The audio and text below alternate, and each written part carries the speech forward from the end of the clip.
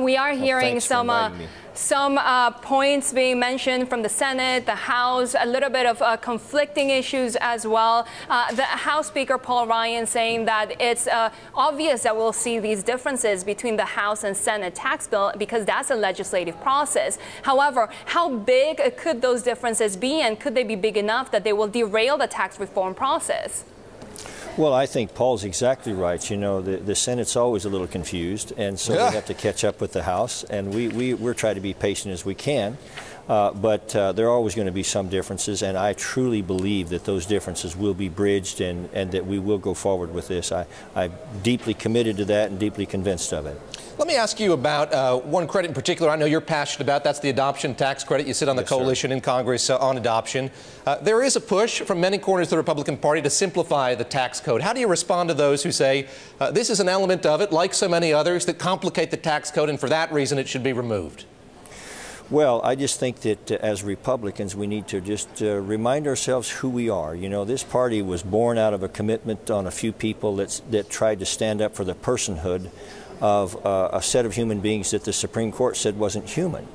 And our mantra today has been adoption, not abortion. And if we somehow move away from that even pedagogically, that we're making a mistake in my judgment, a very serious one. Now, I think the good news is if you look at the people who are negotiating this, you know, the chairman of the tax committee, Mr. Brady, Chairman Brady, is deeply pro-life, deeply committed to adoption, has adopted children himself. Kathy McMorris Rogers, all of the people on leadership, these are great, noble people that are deeply committed to adoption, and I have every conviction, and I predict it here in this moment, that we will either see the adoption tax credit completely restored in the final version, or we will see it improved.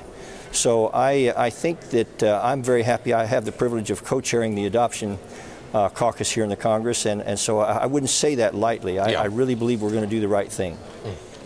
One of the key differences, aside from the adoption tax credit, has also been repealing the Obamacare individual mandate. And now we're getting conflicting positions from the Senate saying that that's not part of the tax plan when it comes to repealing that provision. The House still remains undecided. What could be the key factor here when we finally find out what's going to happen to that? And also, can lawmakers actually be okay with being politically hit if they need to repeal this individual mandate that could affect thousands of middle-class income earners? Well, you know, as I've said before, I think Obamacare was sort of the policy equivalent of the Hindenburg, and that it can't be sustained on its present trajectory. And I would be totally for including the repeal of the individual mandate if we can do that. And I have to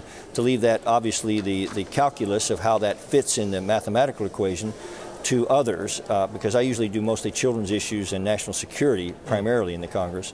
But I will just tell you that I'm deeply committed to that, and I hope that we can do that. I just don't know what the ultimate outcome will be. Congressman Franks, let me ask you just quickly here what role you want the White House to play. Obviously, the president is overseas now. We've seen Mark Short up on Capitol Hill time and time again as all this gets hammered out. Is the White House doing enough, and what role do you want the president to play as this process continues? Well, I really think they are, and let me tell you why. The process is really a product of the tax committees in the Congress that are, I think, doing an excellent job right now. And if the president should weigh in and say, well, I want this part or this part, it leaves him open to being leveraged to saying, well, you're not doing it for these folks or that. And he's in a I think, a wiser position by letting the Congress write this legislation and deal with the myriad of different pressures. And I am convinced that he's exerting the right overall executive leadership. He knows that we need this. This is not only about tax relief. This is about catalyzing the economy and the productivity of the greatest country in the world, and I believe that's going to happen.